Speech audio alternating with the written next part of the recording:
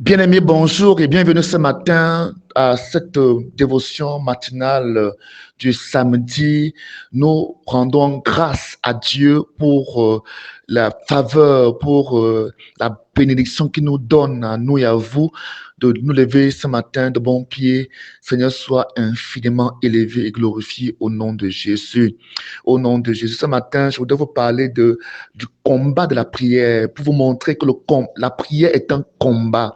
La prière à ce niveau, c'est un combat, c'est une bataille. Et c'est une bataille qui a besoin d'être menée par des guerriers. Donc, lorsque tu commences à prier, tu es en train de faire une activité qui n'est pas normale, quelque chose d'anormal. Alors, quand tu commences à faire quelque chose qui est anormal, toi-même, tu es anormal parce que tu rentres dans une activité spirituelle. Donc, il faut comprendre que lorsque tu vas commencer à réellement prier, des choses anormales commenceront à se manifester dans ta chair, dans ton corps, dans ta vie entière. Voilà pourquoi tu dois être conscient que la prière est un combat. Dans le livre de 2 Corinthiens, chapitre 10, à partir du verset 3 au verset 5, la Bible dit, là c'est Paul qui parle, il dit clairement ceci: sans doute nous sommes des hommes et nous vivons comme tels, mais nous ne menons pas notre combat d'une manière purement humaine, car les armes avec lesquelles nous combattons ne sont pas simplement humaines, elles tiennent leur force, leur puissance en Dieu qui les rend capables de renverser les forteresses. Oui, nous renversons les faux raisonnements ainsi que tout ce qui se dresse prétentieusement contre la connaissance de Dieu et nous faisons prisonnière toute pensée pour l'amener à obéir à Christ. Comprenez ici que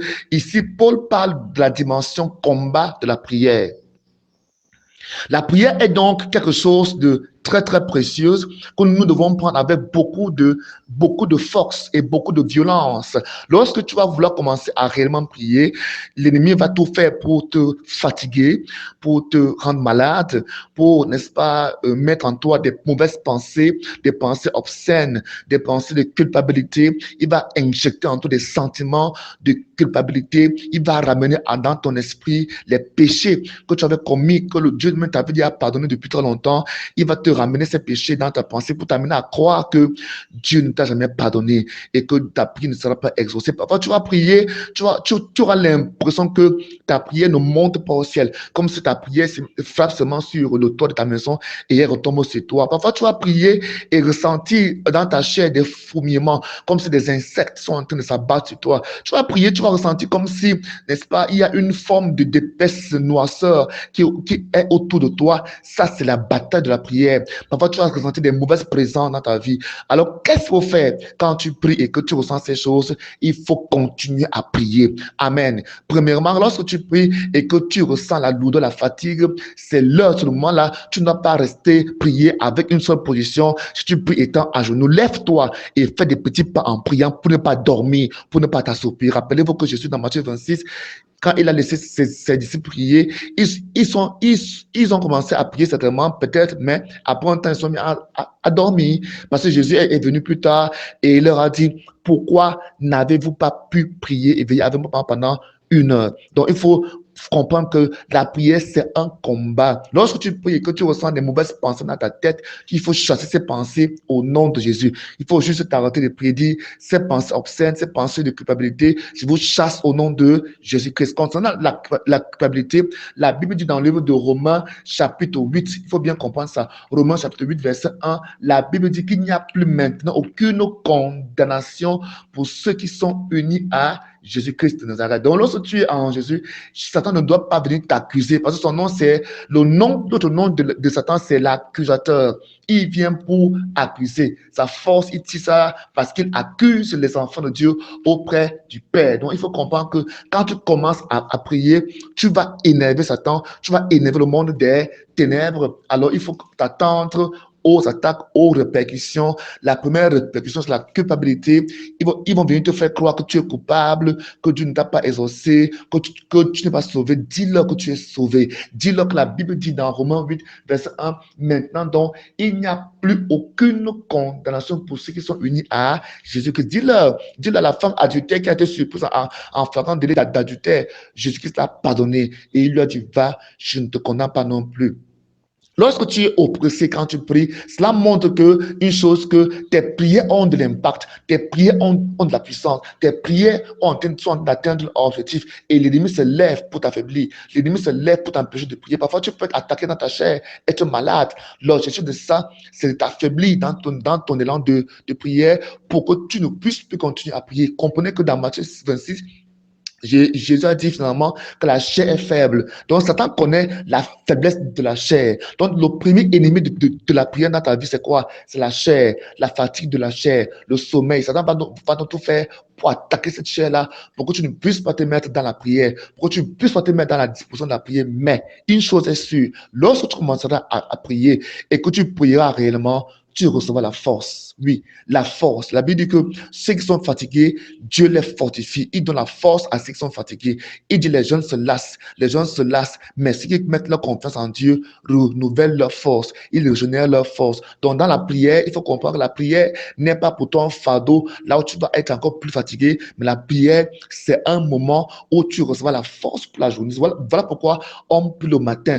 On prie avant que le jour se lève pour avoir l'énergie, la force spirituelle pour affronter la journée. Il faut comprendre que la journée, le monde est rempli de ténèbres, est rempli de forces mystiques, de forces occultes. Lorsque tu affrontes une journée sans avoir prié, tu es exposé. Tu es exposé. Il faut que le matin, tu pries réellement. Je ne parle pas de prières de 2 minutes. Je ne parle pas de prières de 5 minutes, mais je parle de prières réelles où tu pries, tu ressens réellement que tu as prié, tu reçois la présence de Dieu étant équipé, étant revêtu pour affronter la journée. Beaucoup parmi nous, on prie, on fait des prières, récitations, des prières mécaniques et on s'en sort avec la conscience que non, on a prié. Non, ce n'est pas un problème de conscience, c'est un problème de conviction, de présence de Dieu en toi.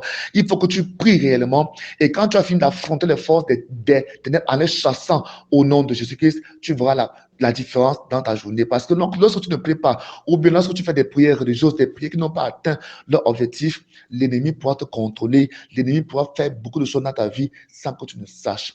Voilà pourquoi il faut comprendre que la prière est un combat, la prière est une bataille, la prière n'est pas facile, il faut te lever et prier. Quand tu sais que tu vas te lever la nuit pour prier, va te coucher tôt. Ne pas te coucher à 23 heures en espérant que tu vas te réveiller à 1h30 pour prier. Non, il faut prendre du temps pour dormir parce que la chair est chère, elle est faible. Donc il faut lui donner le temps de se reposer afin que quand tu te lèveras, tu puisses prier. Amen. Parfois même quand tu te lèves la nuit, tu as encore sommeil, tu es encore fatigué, lève-toi et prie. C'est la chair qui est en train de faire ses caprices. Lève-toi et prie. Lève-toi, ne commence pas à prier sur le lit. Parce que si tu te mets à prier sur le lit, tu vas te rendormir. Lève-toi, pose tes pieds au sol et prie. Demande la force à Dieu de prier. Demande à Dieu de venir t'aider à prier.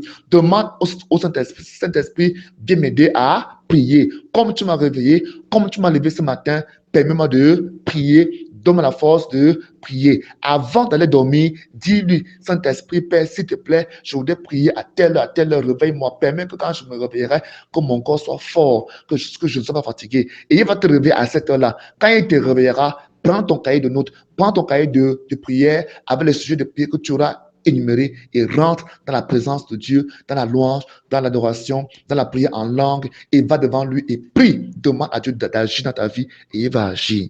Si tu le fais et que tu es diligent et que tu es persévérant, tu es fidèle, Dieu se manifestera dans ta vie. Que Dieu vous bénisse pendant que vous mettrez ces paroles en pratique au nom puissant de Jésus. La Bible dit que vous êtes heureux si vous mettez ces paroles-là en pratique. Seigneur, je vais prier pour tes enfants. Père, je prie afin que l'esprit de prière, le Saint-Esprit se déplace, déverse dans leur vie. Je brise tous les blocages, les obstacles à leur prière au nom de Jésus. Je prie, Père, que pendant qu'ils vont prier, que la grâce de prier commence à se manifester et augmente dans leur vie. Merci, Père, au nom de Jésus-Christ.